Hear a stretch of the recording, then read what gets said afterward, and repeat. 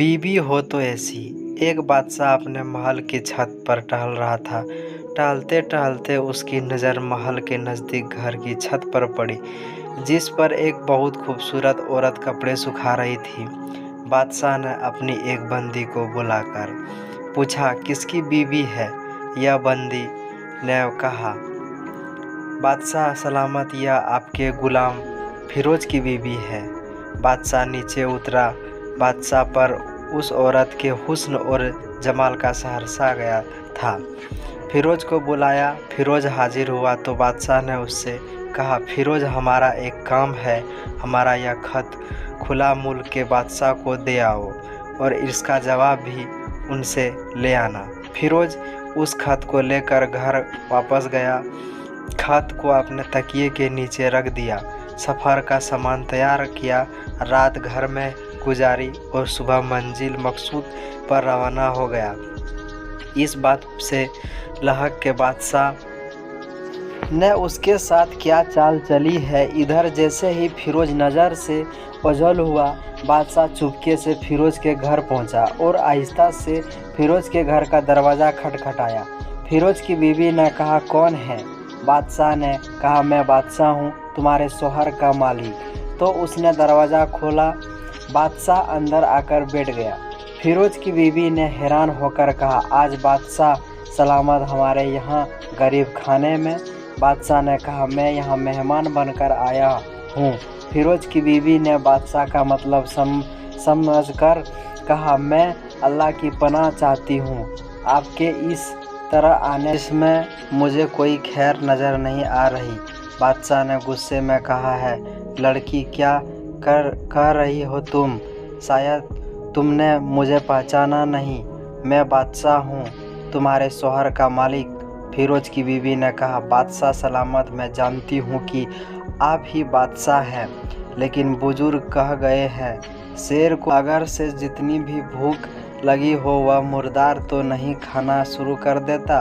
और कहा, बादशाह सलामत, तुम उसे कटोरे में पानी पीने आए हो जिसमें तुम्हारा कुत्ते ने पानी पिया है। बादशाह उसे औरत की बात से बड़ा शर्मसार हुआ और उसको छोड़कर वापस चला गया, लेकिन अपने चप्पल वहीं भूल गया।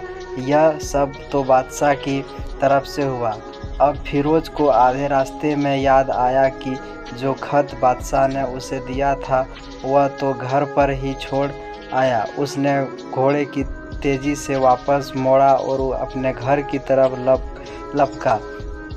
फिरोज अपने घर पहुंचा तो तकिए के नीचे खत निकालते वक्त उसकी नज़र पलंग के नीचे पड़े बादशाह के ना लगे, यानी चप्पल पर पड़ी, तो वह जल्दी से भूल गया था।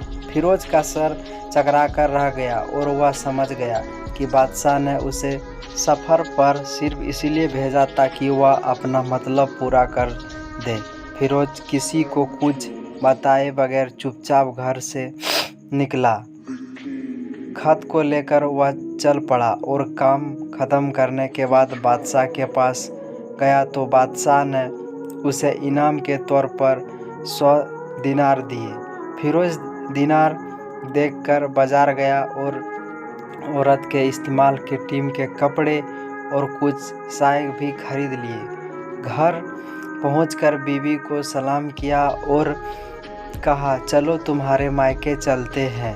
बीवी ने पूछा, यह क्या है? कहा, बादशाह ने इनाम दिया है और मैं चाहता हूँ कि तुम यह पहनकर अपने घर वाले को भी दिखाओ। बीवी, जैसे आप चाहो। बीवी तैयार हुई और अपने वाले जैन के घर अपने शहर के साथ रवाना होगी। दामाद और बेटी और उनके लिए तोहफे को देखकर वह लोग बहुत खुश हुए। फिरोज बीवी को छोड़कर वापस आ गया। 1 महीना गुजरने के बावजूद ना बीवी का कुछ पूछा और ना ही उसको वापस बुलाया। कुछ दिन बाद उसके साले उसके मिलने आए। उससे कहा, आप हमें अपनी बहन से उससे नाराज़गी का वजह बताएं या फिर हमको कई सामने पेश करना। तो उसने कहा, अगर तुम चाहो तो कर लो, लेकिन मेरे जिम्मे में उसका ऐसा कोई हक बाकी नहीं जो मैंने अदा ना किया हूँ। वह लोग अपना केस कई के पास ले गए तो कई ने फिरोज को बुलाया। आज ही उसे वक्त बादशाह के पास बैठा हुआ था। लड़की के भाई ने कहा, अल्लाह बादशाह सलामत और कादरी साहब को सही सलामत रखे। काजी साहब एक सरसफ जवाब दर्द फलों से भरे हुए और साथ में मीठे पानी का कुआं इशक के हवाले में दिया था। इस इशक ने हमारा बाग उजाड़ दिया, सारे फल खा लिए, दर्द काट लिए और कुएं को खराब करके बंद कर दिया।